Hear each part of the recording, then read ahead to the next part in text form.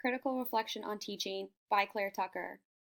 Plays and reading different plays and figuring out the differences between plays as opposed to the novels and the books that we've been reading. So, such as what books have we been reading as a class? What did we just finish? Chocolate Touch. What else, Haley? The Giver. Peyton? Popper's Penguins. Popper's Penguins. Michael? I Survived. I Survived. Perfect. So are those plays? Yes. Yeah. What are they? Series. They're books. They're what else, Michaela? Novels. Perfect. So The Giver was a novel, right? It wasn't in a play. Did we perform it? No? Alright. So She starts a lesson by teaching the students over material they just learned. It's beneficial because it lets you see if the students have retained the information and is used as a transition into a new content. This shows the students that you'll be progressing into new subject material. to introduce us to plays, we are going to just watch a quick little clip.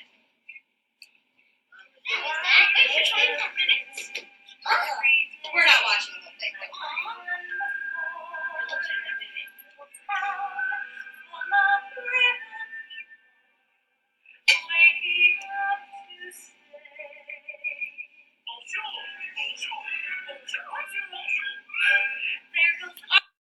She introduces the concept of a play to the students by showing a short clip from the Disney musical Beauty and the Beast. This engaged the students because it's something that they are familiar with and it's also something that they enjoy, which is a great way to introduce a new lesson. Alright, so what did we notice first about the play? What did we see? Well, it was kind of a musical. Riley, what did you observe? A lot of singing. Okay, so we know that plays could have some singing. What about the part where Belle and Gaston were talking? If we saw that in a book, how would that be written as? Owen?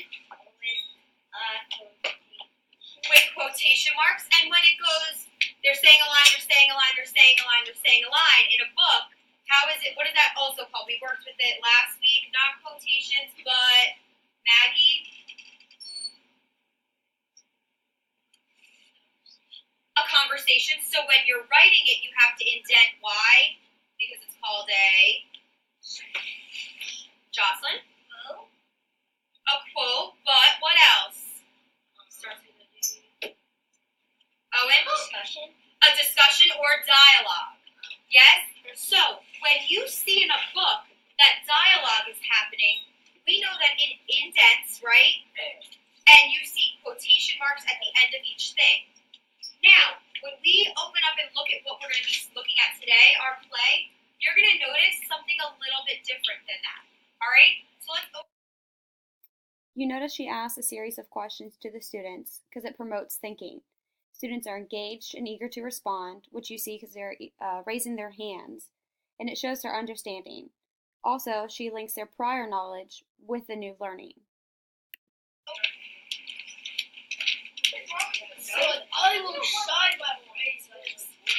All right, so immediately we're looking, what is the title of the play that we're going to be reading? Haley. Perfect, The Wind and the Sun. Now, when I'm looking at this, I'm noticing that things are not written in dialogue. What is weird about the way that this is set up? Ryan?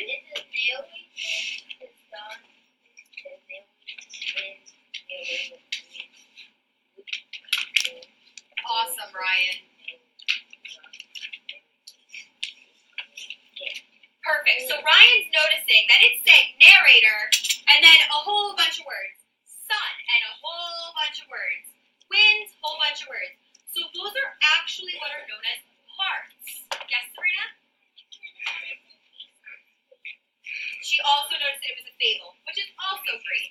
So now, because there are parts in a play, do you see how it's written without dialogue?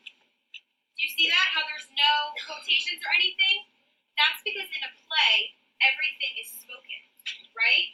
So you know how if I give you a book, you're going to read that. If you're in a play, like you guys when you did, what was it, the reindeer solution, what did you receive to practice your lines? What was it called, Sabrina? A script. Very good. So plays are written in scripts. So essentially essentially, even though this is in a textbook right now, it's written in a script. Okay, does that make sense? Yes, thumbs up if we're good.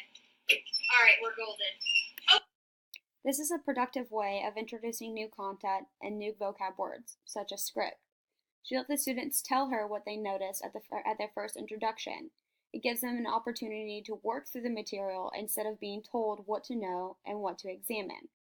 At the end, she had them thumbs up as a way to show if they understood the material or not. This is an easy, low-stakes way to see if students are comprehending, keeping up, and staying engaged with the lesson. Okay, so what we're going to do today is we're going to read a little bit through our play. We're going to also, of course, define our vocab words using our context clues. So we have our vocab words over here, so you'll be able to kind of figure those out. But I really want you guys to pay attention to the differences when you're reading a play as opposed to when you're reading a novel. So Kylie, do you want to be our narrator? Okay, first, what is a narrator before we even go anywhere? Michael McDermott? The person who writes the story. I wouldn't say the person that writes Who the story. explains them. The person that explains the story. There we go, buddy. Bow me from far away. Woo, airbow. All right. So, are there most of the time, narrators in books? Sometimes, but not always, right? In a play, there's like 90% of the time there's going to be a narrator. There's going to be someone that introduces that play to you before it even starts. All right, so Kylie, you are going to be our narrator. Wait, whenever it says like narrator, you want Absolutely, whenever it says narrator, you go, because that's your part. Let's see. Sedona, you can be the wind. Ryan, can you be the woodcutter? That's fine. Woodcutter. Before they read the play, she provides the students with background knowledge on what a narrator is and what a narrator does. She's not going into full detail because she wants the students to examine it as they read. She also wants them to apply their knowledge on vocab words to the lesson, which promotes thinking. Also, it's worthy to note how eager the students are to be assigned a part and to participate. At the end of this clip, you saw all of them raising their hands in order to be included in the reading, and it shows that the students are engaged in the material. I'm going to skip forward through their reading, but there's a part that I do want to show that displays her movement throughout the classroom while they're reading and how at points she stops to discuss and point out vocab words. And let's have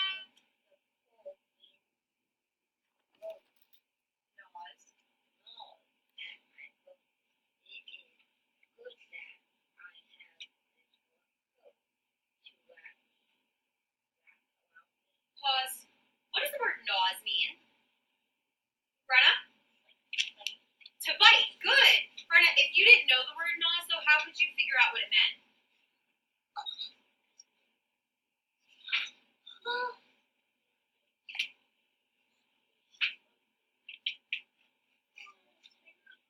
I'm sorry, what was that? It kind of explains it through using what, Kaylee? Context clues. All right. I believe we were up to our narrator, correct? All right. Narrator, bring it on, girlfriend. The woodcutter walked on Securing. securing his coat even tighter around him. Windy weapon is there. Back up. Securing. What does that mean? Sabrina? To tighten something. To fasten it. Yes. All right. Keep going. Again, I'm going to fast forward to another part of the clip where they are discussing the play. Maggie? Wind and sun. And the wind thought it was stronger. Why? Michael? Because he can blow harder, like he can blow harder than the sun. Very, very good. And now throughout the play, what are we kind of seeing that's progressing? What's kind of happening? Peyton? They're fighting. And what else? What else is happening though? What events are happening? Antonio? They're trying to get the coat off the woodcutter. So when you first read this, who did you think was gonna win? Someone knew Ava. She assesses the students' understanding of the plot in a productive way. She asks them questions. This lets them show their comprehension instead of being told what has happened during the play. What is one difference that we already saw between the play as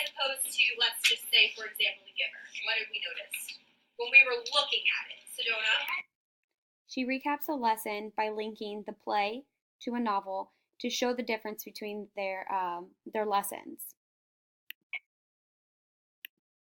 Overall, I want to comment on her relationship with her students and the quality of the video. It is noticeable how strong of a relationship she has with the students. She calls on each of them by name and also has personal gestures with them. You notice this when she asks the young kid to airbow her. This shows that she has a personal connection with them and she's not just seen as an authoritative figure in the classroom. Also, the quality of her video is great. The camera is set at the back of the room, which gives the viewer a look at the entire class. We can watch her movement and see how the kids are engaged in the lesson. The audio quality is at the right volume. You can hear both her and the students. I'm glad that she didn't add effects because it's not necessary when displaying your ability to teach. It should just be a focus on you and the students.